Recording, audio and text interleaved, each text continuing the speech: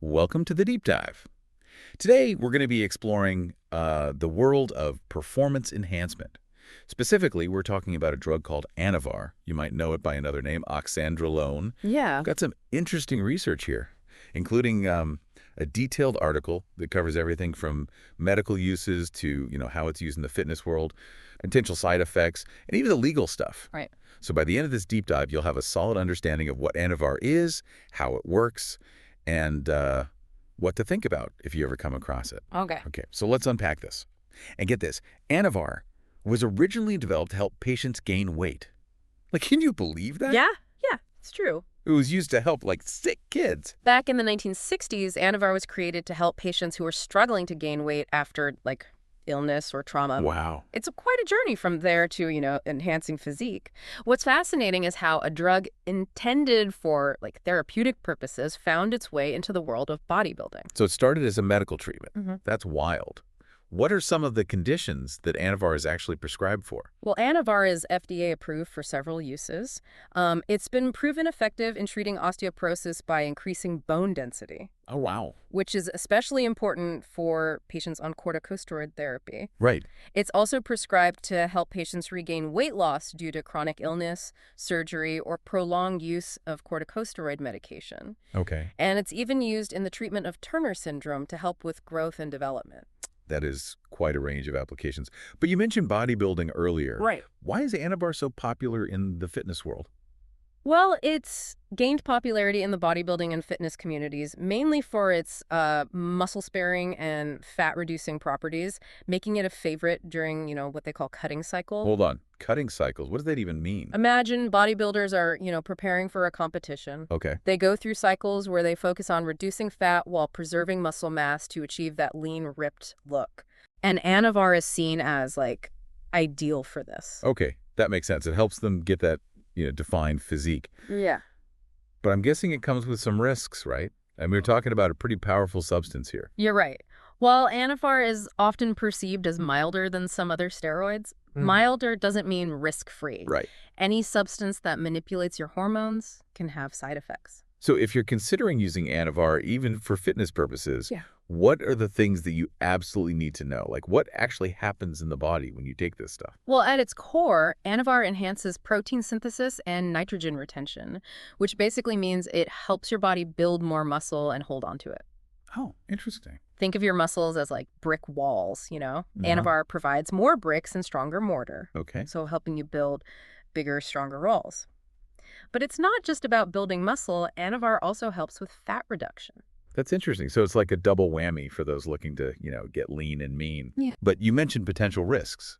What are we talking about here? Well, one crucial point is that Anavar is metabolized by the liver. Okay. While it might be less harmful to the liver than other oral steroids, there are still risks involved if it's not used responsibly. Okay, so even though it's considered milder, it can still affect your liver. That's definitely something to keep in mind. What about its effect on cholesterol levels? I've heard some things about that. You're right to bring that up. Studies have shown that Anavar can actually lower good cholesterol, or HDL, and raise bad cholesterol, or LDL. Mm-hmm. And this can increase the risk of heart disease. It's like inviting trouble into your cardiovascular system. Wow, that's a serious consideration. So let's say someone is thinking about using Anavar even for fitness. Right. Are there, recommended dosages? And what kind of side effects might they experience? Well, the dosages can vary quite a bit depending on the reason for using it. Medical uses obviously have different guidelines compared to what you might see in the fitness world. But remember, any substance that manipulates your hormones has the potential to cause side effects. Okay. Some common ones include gastrointestinal issues like nausea, vomiting, stomach pain. As we discussed, there's also the risk of liver toxicity and cholesterol imbalance. Right. And some individuals experience hormonal side effects, things like yellowing of the skin or eyes, bruising, and fatigue. Ooh, that doesn't sound very fun. No. Given those risks, it seems like medical supervision is essential, wouldn't you say? Absolutely. If you're considering using Anavar, even for fitness purposes, consulting a doctor and getting regular checkups is crucial. Okay. They can help determine the right dosage and monitor your body's response, minimizing the risks as much as possible. Good advice. It's definitely not something to play around with. Now, what about precautions, potential interactions with other medications, and the legal status of Anavar? It's a lot to cover, but worth knowing. For starters, regular monitoring of your liver function and cholesterol levels is key. Oh, Pre-existing conditions like heart disease, liver disease, or high cholesterol can make using Anavar risky. gotcha. And it's absolutely contraindicated during pregnancy and breastfeeding. I'm guessing it can also interact with other medications, too. That could get complicated quickly. It can, yeah. For example, if someone is taking corticosteroids, Anavar can worsen their effects and increase the risk of osteoporosis. Oh, wow. It can also interact with anticoagulants, increasing the risk of bleeding. And of course, combining Anavar with other anabolic androgenic steroids can lead to compounded side effects. So it's definitely not something to take lightly.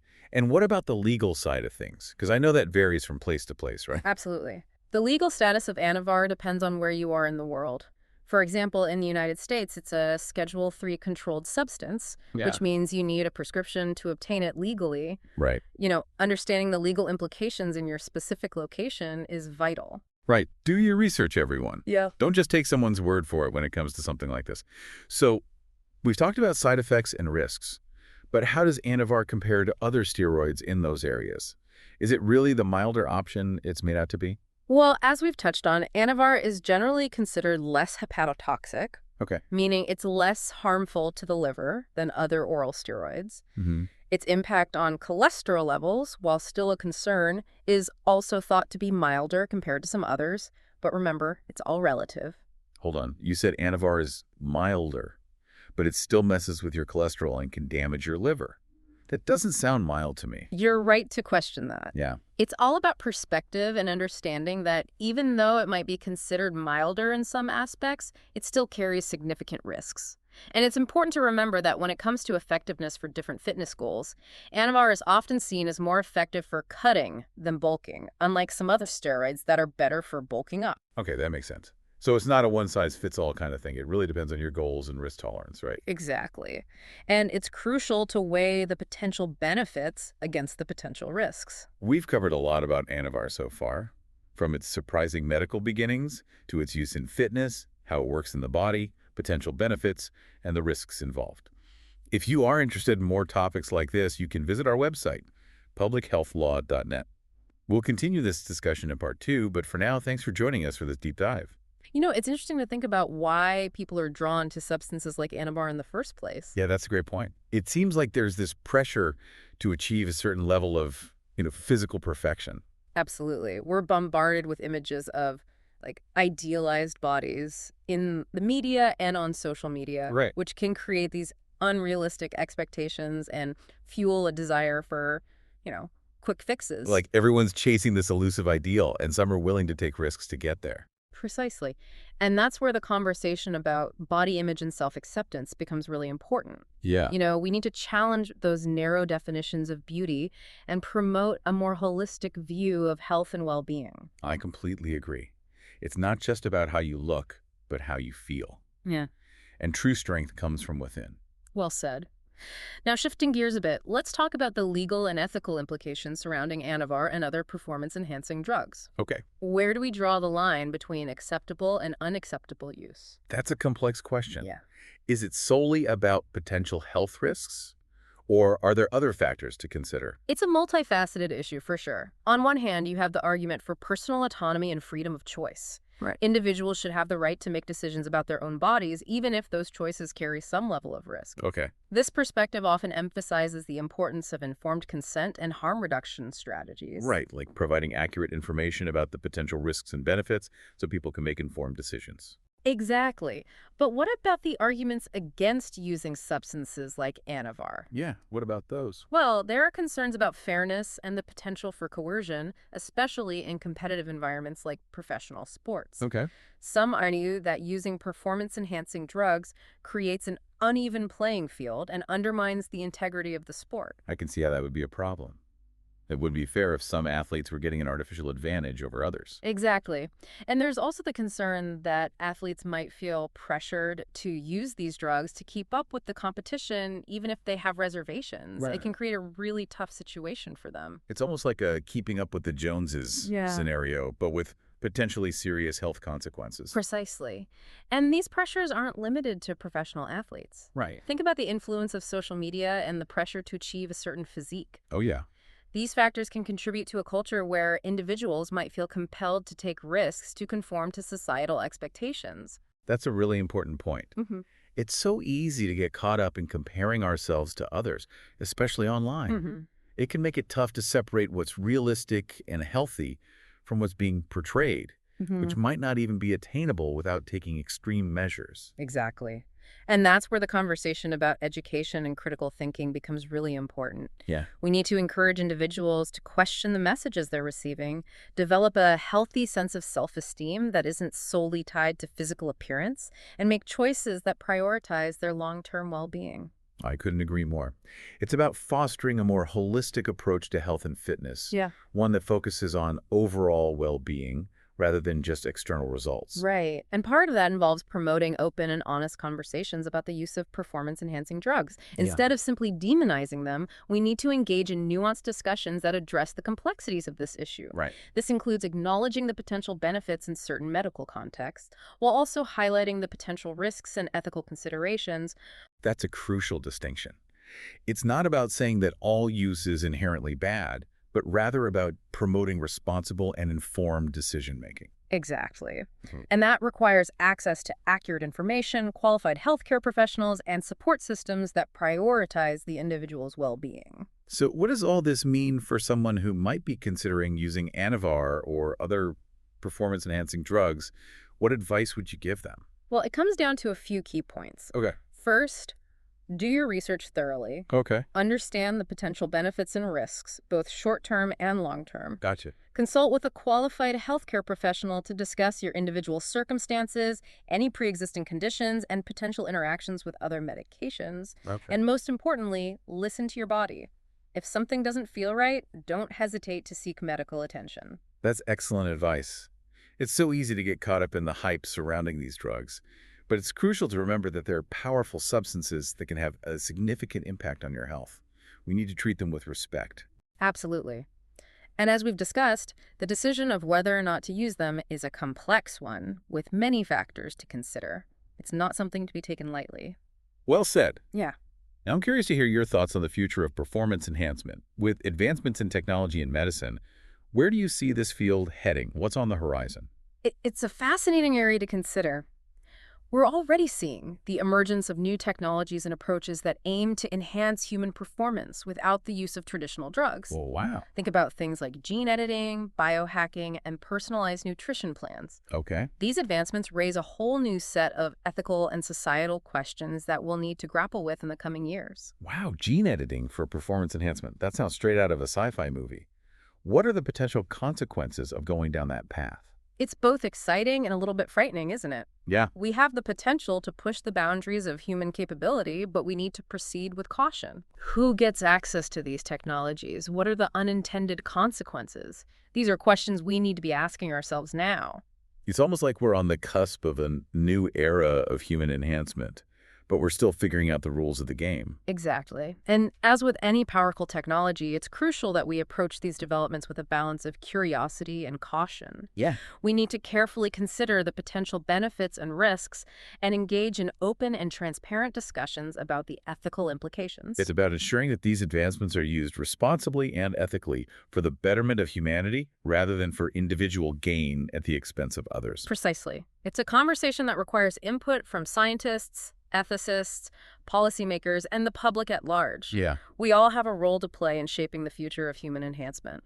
that's a great point. It's not just about the technology itself, but about how we choose to use it and the values we prioritize in its development and application. Exactly. It's a conversation we need to be having now before these technologies become even more widespread and their impact on society becomes even more profound. This conversation has given me a lot to think about. It's clear that the world of performance enhancement is complex and constantly evolving. Absolutely. And it's essential to stay informed and engaged in these discussions. We need to approach these topics with an open mind, a critical eye, and a commitment to making choices that prioritize our health and well-being. Well said. We've covered a lot of ground today, exploring the complexities of Anavar, the ethical dilemmas surrounding performance enhancement, and even touched on the future of this rapidly evolving field. If you are interested in more topics like this, you can visit our website, publichealthlaw.net. We'll continue this discussion in part 3, but for now, thanks for joining us. So we've talked about the ethical considerations and the future of performance enhancement, but I think it's important to circle back to Anavar specifically and address some common questions that people might have. That's a great idea. I'm Yeah. sure there are a lot of misconceptions and myths surrounding this drug. For sure. One question I often hear is Anavar safe for women to use? What are your thoughts on that? It's a common question, and the answer isn't a simple yes or no. Anavar is often considered, safer for women compared to other steroids because it has lower androgenic effects. That means it's less likely to cause masculinizing side effects like facial hair growth or a deepening of the voice. Okay. However, it's still a powerful hormone that can disrupt a woman's natural hormonal balance.